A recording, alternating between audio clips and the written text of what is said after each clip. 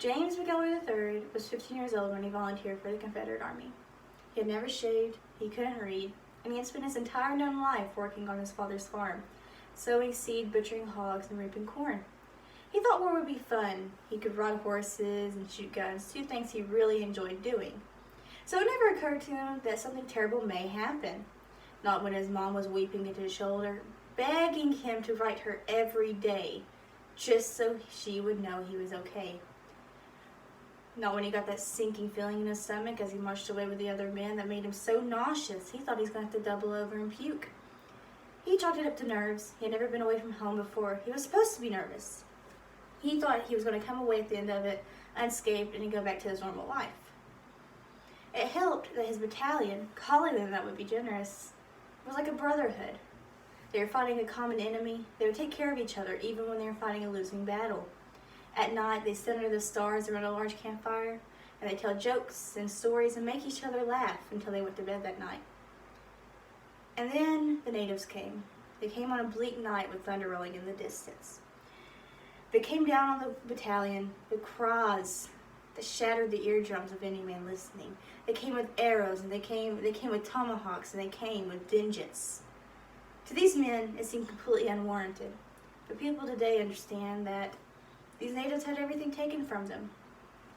Now, James McElroy III thought they were coming for him specifically. In a town he didn't know, Flippity Holler to the locals, he was under attack.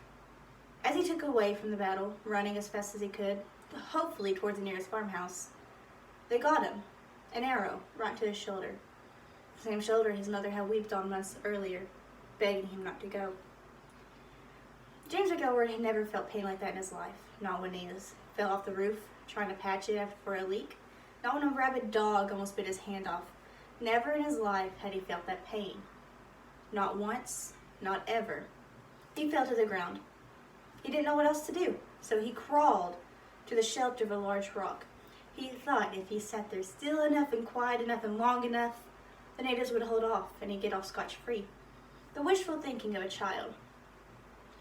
Pain vibrated through his whole body through this one wound, and he thought it was going to kill him.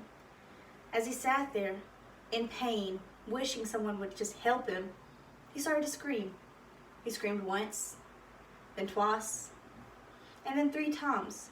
And on that third scream, male warrior stood over him and looked him through the child's eyes. He knew that was it, and he accepted his fate. James McElroy III was 15 when he scalped and left for dead. He laid there bleeding out as rain started to pour down on his face. And he wished for his mother. He wanted his mother there to hold his hand. But he died alone.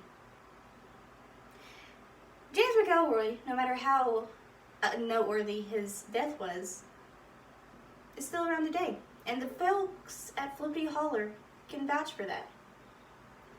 Whenever it's about to rain, right before a dry spell, and gray clouds litter the sky, somebody will scream from the woods, once, then twice, never more than 3 times.